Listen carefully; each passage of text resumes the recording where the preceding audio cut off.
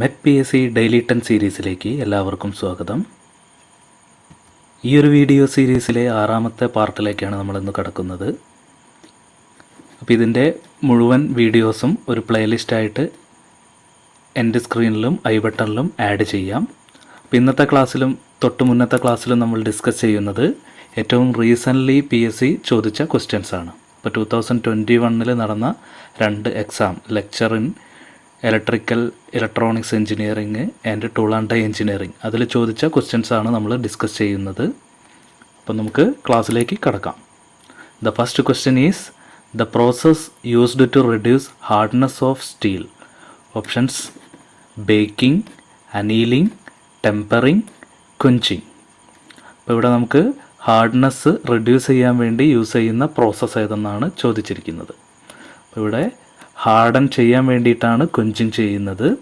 അപ്പോൾ ഇവിടെ അനീലിങ്ങും ടെമ്പറിങ്ങുമാണ് അടുത്തൊരു ഓപ്ഷൻസ് വരുന്നത്. അപ്പോൾ അനീലിംഗ് എന്ന് പറയുന്നത് ഹാർഡ്നെസ് കുറയ്ക്കാൻ വേണ്ടി ചെയ്യുന്ന പ്രോസസ്സ് തന്നെയാണ്.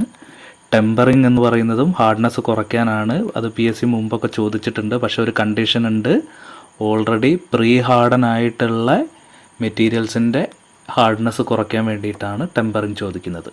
അപ്പോൾ അത് കൺഫ്യൂഷൻ ഉണ്ടാക്കുന്ന ഒരു ക്വസ്റ്റ്യൻ ആയിരിക്കും. അപ്പോൾ ക്വസ്റ്റ്യൻ നല്ലപോലെ ശ്രദ്ധിക്കണം. ഇവിടെ ഡയറക്റ്റ് ആയിട്ടാണ് ചോദിച്ചിരിക്കുന്നത്, റെഡ്യൂസ് ഹാർഡ്നെസ് ഓഫ് സ്റ്റീൽ. അപ്പോൾ അതിൻ്റെ ഡയറക്റ്റ് ആൻസർ വരുന്നത് അനീലിംഗ് ആണ്. അപ്പോൾ അവിടെ പ്രീ ഹാർഡൻഡ് സ്റ്റീൽ എന്നാണ് ക്വസ്റ്റ്യനിൽ വന്നിരുന്നതെങ്കിൽ അത് ആൻസർ ടെമ്പറിംഗ് ആയിട്ട് മാറും. അപ്പോൾ എല്ലാവരും അത് ശ്രദ്ധിക്കുക. അടുത്ത ക്വസ്റ്റ്യനിലേക്ക് പോവാം. The unique property of steel by virtue of which can be drawn in to thin wires is called. Option a malleability, option b ductility, option c toughness, option d softness. അപ്പോൾ ഇവിടെ തിൻ വയറാക്കി ഡ്രോൺ ചെയ്യാൻ പറ്റുന്ന മെറ്റീരിയലിൻ്റെ property ഏതെന്നാണ് ചോദിച്ചിരിക്കുന്നത്. അപ്പോൾ അത് thin വയറാക്കി മാറ്റാൻ വേണ്ടിയിട്ട് ഡക്റ്റിലിറ്റി എന്ന പ്രോപ്പർട്ടിയാണ് നമ്മളെ സഹായിക്കുന്നത്. അപ്പോൾ ഇവിടെ മാലബിലിറ്റി എന്ന് പറയുന്നത് തിൻ പ്ലേറ്റ് ആക്കി മാറ്റാൻ വേണ്ടി സഹായിക്കുന്ന ഒരു പ്രോപ്പർട്ടിയാണ്. ബിഫോർ ബ്രേക്കിങ്ങിൻ്റെ മുന്നിൽ എനർജി അബ്സോർബ് ചെയ്യാനുള്ളൊരു കഴിവിനെയാണ് ടഫ്നെസ് എന്ന് പറഞ്ഞിട്ട് വിളിക്കുന്നത്. അപ്പോൾ ഇവിടെ നമുക്ക് ഓപ്ഷൻ ബി ഡക്റ്റിലിറ്റിയാണ് ആൻസർ വരുന്നത്. അടുത്ത question: addition of magnesium to cast iron increases its. അപ്പോൾ മഗ്നീഷ്യം ആഡ് ചെയ്ത കാസ്റ്റ് അയണിൻ്റെ എന്ത് പ്രോപ്പർട്ടിയാണ് മാറുക എന്നാണ് ചോദിച്ചിരിക്കുന്നത്. അപ്പോൾ ഇവിടെ ഡക്റ്റിലിറ്റി ഇൻക്രീസ് ആവുകയാണ്. ഡക്റ്റിലിറ്റി ആൻഡ് സ്ട്രെങ്ത്ത് ഇൻക്രീസ് ആവുകയാണ് ചെയ്യുക മഗ്നീഷ്യം കാസ്റ്റ് അയണിൽ ആഡ് ചെയ്താൽ. അപ്പോൾ ഇവിടെ other options hardness, creep strength, fatigue strength ഒക്കെ ആയിരുന്നു. അപ്പോൾ ഇത് ഓർത്ത് വെക്കുക, മഗ്നീഷ്യം കാസ്റ്റ് അയണിൽ ആഡ് ചെയ്താൽ ഡക്റ്റിലിറ്റി ആൻഡ് സ്ട്രെങ്ത്ത് ഇൻക്രീസ് ചെയ്യുകയാണ് ചെയ്യുക. The next one: injection moulding is A process used for processing. അപ്പോൾ നമുക്ക് ഇഞ്ചക്ഷൻ മോൾഡിംഗ് പ്രോസസ്സ് എന്താണെന്ന് ആദ്യം നോക്കാം. അപ്പോൾ ഇവിടെ പ്ലാസ്റ്റിക് പൗഡറിനെ നമുക്ക് വേണ്ട ഒരു റിക്വയർഡ് ഷേപ്പിലേക്ക് ഒരു മോൾഡിൻ്റെ സഹായത്താൽ മാറ്റുന്ന ഒരു പ്രോസസ്സാണ്. അപ്പോൾ ആ പ്ലാസ്റ്റിക് പ്രോസസ്സിങ്ങിൽ ഹീറ്റ്, പ്രഷർ ആപ്ലിക്കേഷൻ കൊടുക്കുന്നുണ്ട്. ആ ഒരു മെഷീനെ നമ്മൾ വിളിക്കുക ഇഞ്ചക്ഷൻ മോൾഡിംഗ് മെഷീൻ എന്നാണ്. അപ്പോൾ ഈ ഒരു പോർഷൻ വരെ ഇഞ്ചക്ഷൻ മോൾഡിംഗ് മെഷീനാണ്. അപ്പോൾ അതിനുശേഷം അവിടെ ഹീറ്റ് ആൻഡ് മെൽറ്റായിട്ടുള്ള ആ ഒരു പ്ലാസ്റ്റിക് പ്രഷറൈസ് ചെയ്തിട്ടൊരു മോൾഡിൻ്റെ ഉള്ളിലേക്ക് പോകുന്നു. അപ്പോൾ ആ ഒരു മോൾഡാണ് നമുക്ക് ഏത് പ്രൊഡക്റ്റാണോ വേണ്ടത് ആ ഒരു ഷേപ്പ് തരുന്നത്. അങ്ങനെ ആ ഒരു പ്രൊഡക്റ്റ് മോൾഡ് ഓപ്പൺ ആക്കി റിലീസ് ചെയ്യുന്നു. അപ്പോൾ ഈ ഒരു പ്രോസസ്സ് പ്ലാസ്റ്റിക്കിലാണ് യൂസ് ചെയ്യുന്നത്. ഇവിടെ ഓപ്ഷൻസ് വരുന്നത് അലുമിനിയം, നിക്കൽ, സ്റ്റീല്, പ്ലാസ്റ്റിക്. അപ്പോൾ ഓപ്ഷൻ ഡി പ്ലാസ്റ്റിക് ആണ് ആൻസർ വരുന്നത്. അപ്പോൾ ബാക്കിയുള്ളതൊക്കെ മെറ്റൽസ് ആണ്. അപ്പോൾ മെറ്റൽസിൽ സിമിലർ പ്രോസസ്സ് ചെയ്യുകയാണെങ്കിൽ നമ്മൾ അതിനെ വിളിക്കുക ഡൈകാസ്റ്റിംഗ് എന്നാണ്. അപ്പോൾ ഇതേപോലെ തന്നെ ഡൈകാസ്റ്റിംഗ് ഡൈയിൻ്റെ ഉള്ളിലേക്ക് മോൾട്ടൺ മെറ്റൽ പുവർ ചെയ്യുന്ന ഒരു പ്രോസസ്സാണ് ഡൈകാസ്റ്റിംഗ് എന്ന് പറയുന്നത്. അപ്പോൾ ഇവിടെ ലിക്വിഡ് ഫോമിലേക്ക് മെറ്റലിനെ മാറ്റിയതിന് ശേഷമാണ് ഡൈയിൻ്റെ ഉള്ളിലേക്ക് അത് പുവർ ചെയ്തിട്ട് പിന്നെ സോളിഡ് ചെയ്തിട്ടാണ് കോമ്പണൻറ്റ് ക്രിയേറ്റ് ചെയ്യുന്നത്. ഇവിടെ നമ്മൾ പ്ലാസ്റ്റിക്കിൻ്റെ ഒരു മോൾട്ടൺ സ്റ്റേറ്റ്, അപ്പോൾ അത് കംപ്ലീറ്റ്ലി ലിക്വിഡ് സ്റ്റേറ്റിലേക്ക് പോകുന്നില്ല. ഒരു പർട്ടിക്കുലർ സ്റ്റേജ്, അതിൻ്റെ ഒരു മെൽറ്റിംഗ് ടെമ്പറേച്ചർ എത്തുന്ന ഒരു സ്റ്റേജിൽ വെച്ചിട്ടാണ് ഹീറ്റ് പ്രഷർ അപ്ലൈ ചെയ്തിട്ട് നമുക്ക് വേണ്ട റിക്വയർഡ് ഷേപ്പിലേക്ക് മാറ്റുന്നത്. അപ്പോൾ ഇവിടെ പ്ലാസ്റ്റിക്കിന് വേണ്ടിയിട്ടാണ് ഇഞ്ചക്ഷൻ മോൾഡിംഗ് പ്രോസസ്സ് യൂസ് ചെയ്യുന്നത്. The next one: the bottles from thermoplastic materials are made by. അപ്പോൾ തെർമോപ്ലാസ്റ്റിക് മെറ്റീരിയൽസിൽ ഉപയോഗിച്ചിട്ട് ബോട്ടിൽസ് ഏത് പ്രോസസ്സ് വഴിയാണ് മെയ്ഡ് ചെയ്യുന്നത്? Options: compression moulding, option B extrusion, option C injection moulding, option D blow moulding. അപ്പോൾ ഇവിടെ thermosetting പ്ലാസ്റ്റിക്കിൽ use ചെയ്യുന്ന ഒരു ടെക്നിക്കാണ് കംപ്രഷൻ മോൾഡിംഗ് എന്ന് പറയുന്നത്. കണ്ടിന്യൂസ് ലെങ്ത് ഉള്ള PVC പൈപ്പ് പോലത്തെ സ്ട്രക്ചർ ക്രിയേറ്റ് ചെയ്യാൻ വേണ്ടിയിട്ടാണ് എക്സ്ട്രൂഷൻ യൂസ് ചെയ്യുന്നത്. ഇഞ്ചക്ഷൻ മോൾഡിംഗ് തൊട്ട് മുമ്പ് നമ്മൾ കണ്ടു. അപ്പോൾ അത് ബോട്ടിൽസ് പോലുള്ള സാധനങ്ങൾ ചെയ്യാൻ ബുദ്ധിമുട്ടാണ്. തെർമോപ്ലാസ്റ്റിക്കിനാണ് യൂസ് ചെയ്യുക, പക്ഷേ ബോട്ടിൽസ് പോലെ ഇൻറ്റേർണലി ഹോളോ ആയിട്ടുള്ള സ്ട്രക്ചർ ക്രിയേറ്റ് ചെയ്യാൻ ഇഞ്ചക്ഷൻ മോൾഡിങ്ങിൽ ബുദ്ധിമുട്ടാണ്. അപ്പോൾ ഇവിടെ നമുക്ക് ബ്ലോ മോൾഡിംഗ് ടെക്നിക്കാണ് ബോട്ടിൽസ് ക്രിയേറ്റ് ചെയ്യാൻ വേണ്ടി യൂസ് ചെയ്യുന്നത്. അപ്പോൾ ഇവിടെ നമുക്കൊരു ട്യൂബ് കാണുന്നുണ്ട്. ആ ട്യൂബിനെ വിളിക്കുക പാരിസൺ ട്യൂബ് എന്നാണ്. ആ പാരിസൺ ട്യൂബിൻ്റെ ഉള്ളിൽ എയർ ഫ്ലോ കൊടുത്തിട്ട് ആ ഒരു ട്യൂബിനെ എക്സ്പാൻഡ് ചെയ്യിക്കുന്ന ഒരു പ്രോസസ്സാണ് ബ്ലോ മോൾഡിംഗ് എന്ന് പറയുന്നത്.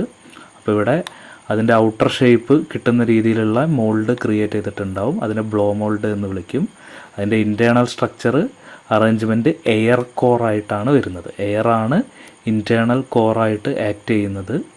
അപ്പോൾ എയർ ഇതിൻ്റെ ഉള്ളിൽ ട്യൂബിൻ്റെ ഉള്ളിൽ വന്ന് എക്സ്ട്രാക്റ്റ് ആയിട്ടാണ് ആ ഒരു റിക്വയർഡ് ഷേപ്പ് നമുക്ക് കിട്ടുന്നത്. അപ്പോൾ പാരിസൺ ട്യൂബ് എന്താണ്, ബ്ലോ മോൾഡിങ്ങിൽ യൂസ് ചെയ്യുന്ന ട്യൂബിൻ്റെ പേരെന്താണ്, അതൊക്കെ പലതവണ ചോദിച്ചിട്ടുണ്ട്. ഓർത്ത് വെക്കുക, പാരിസൺ ട്യൂബാണ്. ബ്ലോ മോൾഡിംഗ് പ്രോസസ്സാണ് ബോട്ടിൽസ് ക്രിയേറ്റ് ചെയ്യാൻ യൂസ് ചെയ്യുന്ന ടെക്നിക്ക് എന്ന് പറയുന്നത്. അടുത്ത question, in MS the percentage of carbon is ranging from, ഇപ്പോൾ മൈൽഡ് സ്റ്റീലിൽ കാർബൺ പെർസെൻറ്റേജ് എത്രയെന്നാണ് ക്വസ്റ്റ്യൻ. ഇപ്പോൾ ഇവിടെ ആൻസർ വരുന്നത് 0.05 to 0.3% ആണ്. അപ്പോൾ നമുക്കറിയാം സ്റ്റീലിൻ്റെ പെർസെൻറ്റേജ് വരുന്നത് അപ് ടു 2% ആണ്. ബിലോ 2% ആയിട്ടാണ് നമുക്ക് സ്റ്റീൽ വരുന്നത്. അപ്പോൾ അവിടെ വീണ്ടും ഒരുപാട് കാറ്റഗറീസ് ഒക്കെ ഉണ്ട്. അപ്പോൾ അത് നമ്മൾ സെപ്പറേറ്റ് ആയിട്ട് അയൺ കാർബൺ ഡയഗ്രത്തിലൊക്കെ എക്സ്പ്ലെയിൻ ചെയ്തിട്ടുണ്ട്. അപ്പോൾ ആ ഒരു വീഡിയോ സീരീസൊക്കെ കാണാത്തവർ കാണുക. അപ്പോൾ ഇവിടെ പെർസെൻറ്റേജ് വരുന്നത് 0.05 to 0.3% ആണ്. The next one, the 18:4:1 tool steel is option A martensite, option B HSS, option C austenite, option D bainite. ഇത് ഒരുപാട് തവണ റിപ്പീറ്റ് ചെയ്ത് ചോദിക്കുന്ന ഒരു ക്വസ്റ്റ്യൻ ആണ്. വളരെ ഇമ്പോർട്ടൻ്റ് ആയിട്ടുള്ളൊരു ക്വസ്റ്റ്യൻ ആണ്. അപ്പോൾ ഇത് HSSൻ്റെ കോമ്പിനേഷനാണ്. HSS ആണ് 18:4:1. അപ്പോൾ HSSൻ്റെ കോമ്പണൻസ് നിങ്ങൾ ആലോചിച്ച് നോക്കുക. അപ്പോൾ അതൊക്കെ മുൻപ് ഡിസ്കസ് ചെയ്തിട്ടുണ്ട്. Tungsten, chromium, vanadium. അപ്പോൾ 18% ടങ്സ്റ്റൺ, 4% ക്രോമിയം, 1% വനേഡിയം. ആ ഒരു കോമ്പിനേഷനിലാണ് HSS ക്രിയേറ്റ് ചെയ്തിരിക്കുന്നത്. അപ്പോൾ ഇത് ക്വസ്റ്റ്യൻ തിരിച്ചും മറിച്ചൊക്കെ വരാറുണ്ട്. HSSലെ ടങ്സ്റ്റൻ്റെ എത്ര പെർസെൻറ്റേജ് ഉണ്ട്, ക്രോമിയം എത്ര പെർസെൻറ്റേജ് ഉണ്ട്, അങ്ങനെയൊക്കെ ക്വസ്റ്റ്യൻസ് വരാറുണ്ട്. അപ്പോൾ ഇത് നിർബന്ധമായിട്ടും എല്ലാവരും പഠിച്ചു വെക്കേണ്ട ഒരു പോർഷനാണ്. The next one, deoxidising agent for steel is option a chromium, option b nickel, option c manganese, option d tungsten. ഇപ്പോൾ സ്റ്റീലിലെ ഡീഓക്സിഡൈസിങ് ഏജൻ്റായിട്ട് മാംഗനീസാണ് യൂസ് ചെയ്യുന്നത്.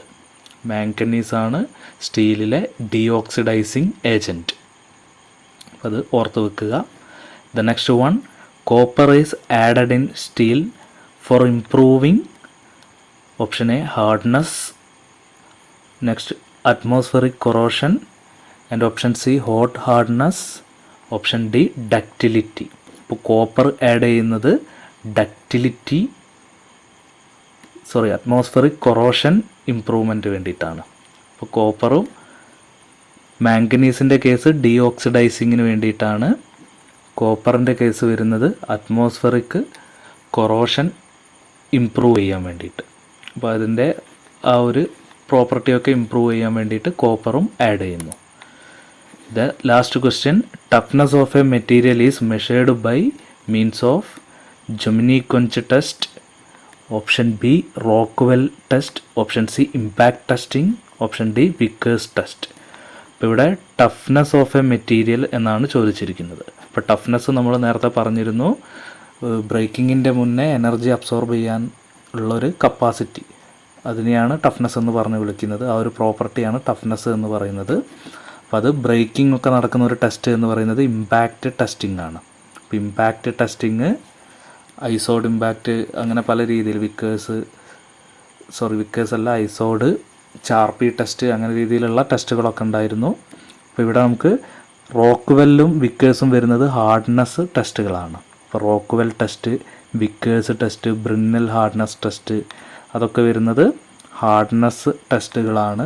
ജെമിനി കൊഞ്ച് ടെസ്റ്റും ഹാർഡനബിലിറ്റി മെഷർ ചെയ്യാൻ വേണ്ടിയിട്ട് യൂസ് ചെയ്യുന്നതാണ്. അപ്പോൾ സ്റ്റീലിൻ്റെ ഹാർഡനബിലിറ്റിയൊക്കെ ചെക്ക് ചെയ്യാൻ വേണ്ടി ചൂസ് ചെയ്യുന്നൊരു ടെക്നിക്കാണ് ജെമിനി കൊഞ്ച് ടെസ്റ്റ്. അപ്പോൾ അത് JOMI എന്നുള്ള ഒരു സ്പെല്ലിങ്ങിലും കാണാറുണ്ട്. ജെമിനി കൊഞ്ച് ടെസ്റ്റാണ്, ആ രീതിയിലും കാണാറുണ്ട്. അപ്പോൾ ഇവിടെയൊക്കെ ബാക്കി 3 വന്നിരിക്കുന്നത് ഹാർഡ്നെസ് ആണ്. അപ്പോൾ ഇവിടുത്തെ ഓപ്ഷൻസ് സി ഇമ്പാക്റ്റ് ടെസ്റ്റിംഗ് ആണ് ടഫ്നെസ് മെഷർ ചെയ്യാൻ വേണ്ടി ചെയ്യുന്ന ടെസ്റ്റ് എന്ന് പറയുന്നത്. ഈ ഒരു വീഡിയോ സീരീസ് എല്ലാവർക്കും ഇഷ്ടപ്പെടുന്നു എന്ന് പ്രതീക്ഷിക്കുന്നു. വീഡിയോ ഇഷ്ടപ്പെട്ടാൽ ലൈക്ക് ചെയ്യുക, മാക്സിമം ഫ്രണ്ട്സുമായിട്ടൊക്കെ ഷെയർ ചെയ്യുക. ഈ ഒരു വീഡിയോ സീരീസ് പ്ലേലിസ്റ്റ് ആയിട്ട് ഐ ബട്ടണിൽ ആഡ് ചെയ്യുന്നുണ്ട്. ഇതിനെ ബേസ് ചെയ്തിട്ട് എല്ലാവരും നോട്ടൊക്കെ പ്രിപ്പയർ ചെയ്യുക, നല്ല രീതിയിൽ പ്രിപ്പയർ ചെയ്യുക. അപ്പോൾ നമുക്കിനി ഒരുപാട് എക്സാംസ് ഒക്കെ വരാനുണ്ട്. അപ്പോൾ അതിനൊക്കെ ഉള്ള ഒരു തയ്യാറെടുപ്പ് എടുത്ത് നമുക്ക് മുന്നോട്ട് പോകാം. Keep watching. Thank you.